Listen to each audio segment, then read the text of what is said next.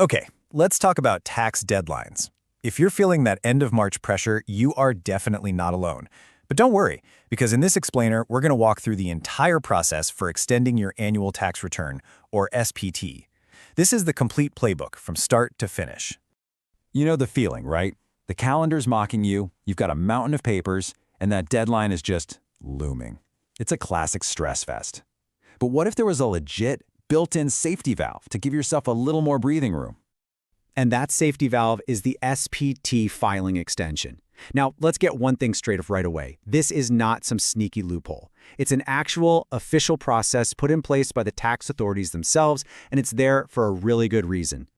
Yeah, this whole thing comes straight from the top. We're talking about the Ministry of Finance and the Directorate General of Taxes, the DJP.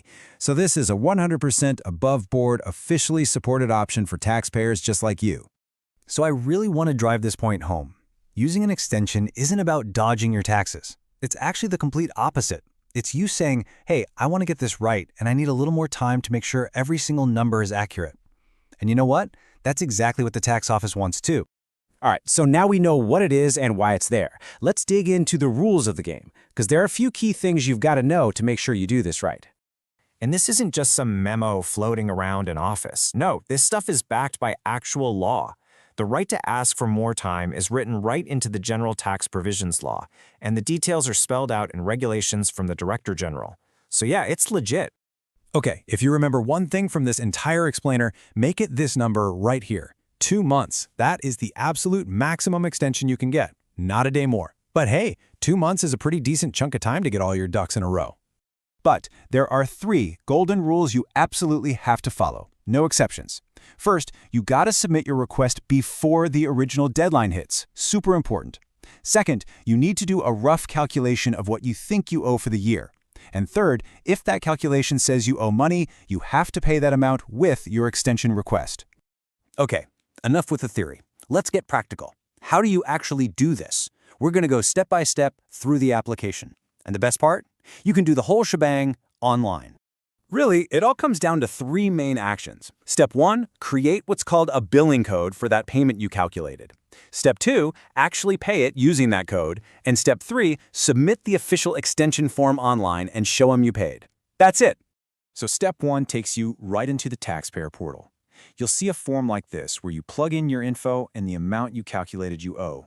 Hit submit and bam! The system creates a unique billing code just for you. Think of this as your ticket to the next step.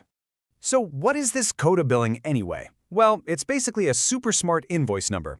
It tells the tax system exactly who is paying, what they're paying for, and for what year. It's what makes sure your payment doesn't get lost in the shuffle.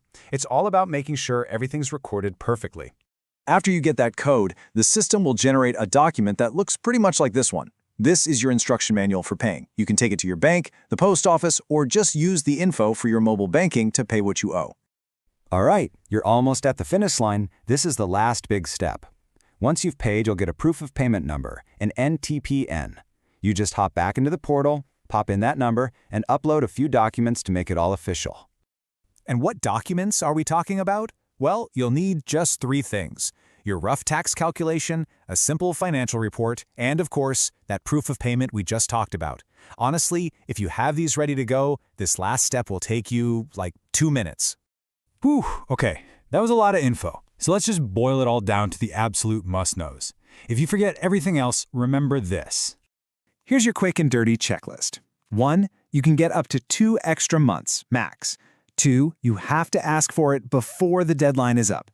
3, you gotta calculate and pay any tax you owe up front. And 4, the whole thing is done online. See, not so bad, right? You know, this quote really sums it all up perfectly. Getting an extension isn't about being lazy or avoiding things. It's about being responsible.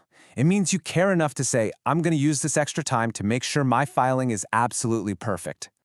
So hopefully that scary deadline feels a little less, well, scary now. You've got real official options. It makes the whole process so much more manageable. Now you know there are tools available to help you file not just on time, but accurately too.